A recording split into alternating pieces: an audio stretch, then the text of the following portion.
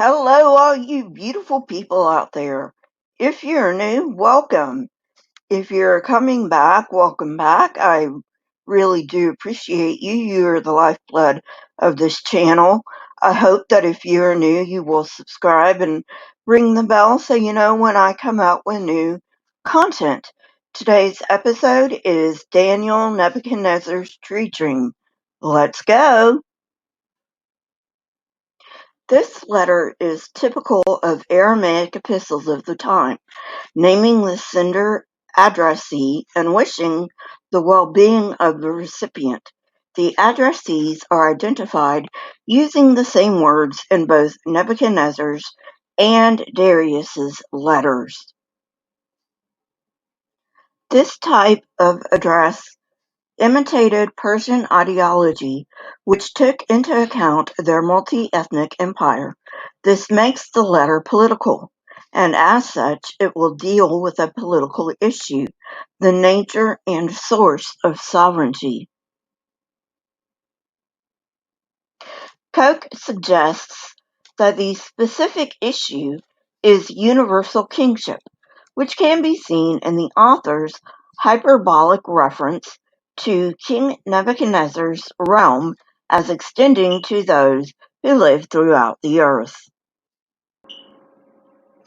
In chapter 4, verse 2, the king summarizes the content as quote-unquote signs and wonders, found frequently in the Hebrew Bible, but most often referring to the Exodus tradition, paralleling Pharaoh and Nebuchadnezzar as two monarchs who experienced the power of the Israelite God. Persian epistles generally started with praising Ahura Mazda, replaced here with Yahweh. This served to put the monarch in the position of having to acknowledge the power and sovereignty of Israel's God. The title of Most High God corresponds to the Hebrew Elyon, but this is not a uniquely Hebrew title. We also find it in Ugaritic, Phoenician, and Aramaic texts.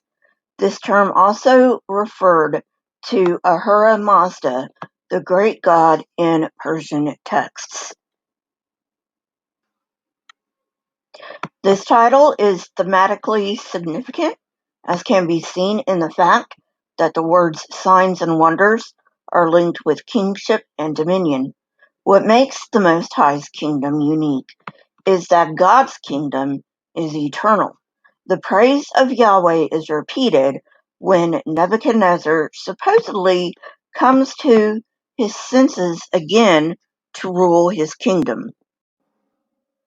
Only after this experience did King Nebuchadnezzar truly understand the first dream, which emphasized God's eternal kingdom.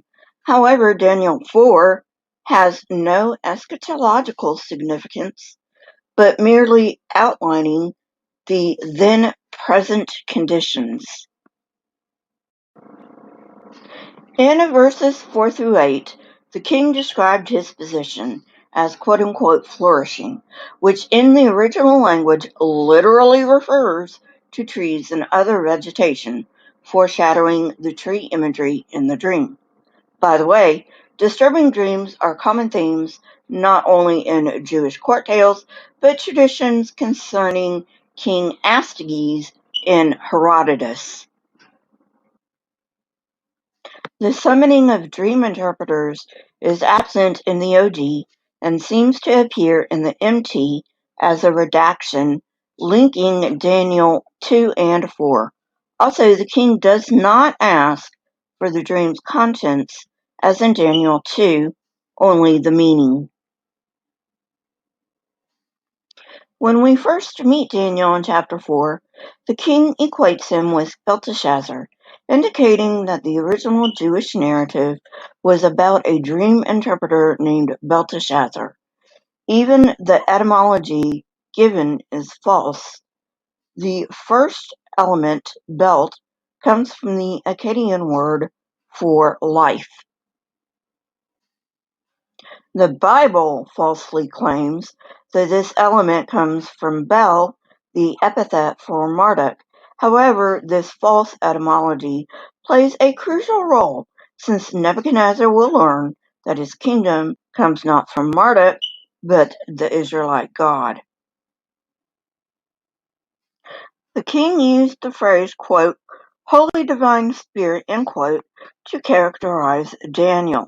Incidentally, Pharaoh used an equally ambiguous phrase to describe Joseph. This, too, refers to chapter 2, and it also ties the book of Daniel to the book of Genesis. The anthropological term spirit needs further explanation, as it has several meanings in the original language.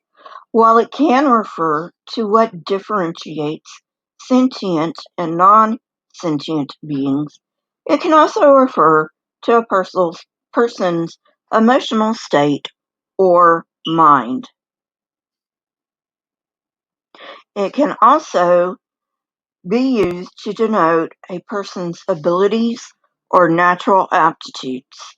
Thus, the phrase could refer to the quality of the spirit of Daniel, or his talents, or both. The author divides the dream into two parts. Verses 10 through 12 describe the tree, while verses 13 through 17 pronounce judgment and give the purpose of the decree. Tree imagery is common, not only in ancient Near Eastern religions, but religion in general. The tree is used to symbolize different things in different religions, but in the ancient Near East, trees are most commonly associated with fertility and often flanked by animals that are feeding on it or sheltering underneath it.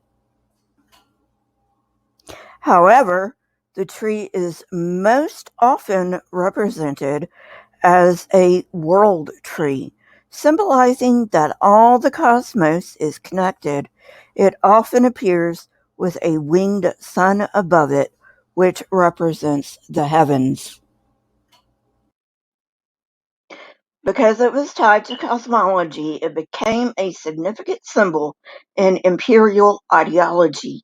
Even though this can be seen earlier, it comes to the fore most in Neo-Assyrian iconography, where the tree is placed under the winged sun disk, representing the god Asher, and sometimes the king even replaces this tree.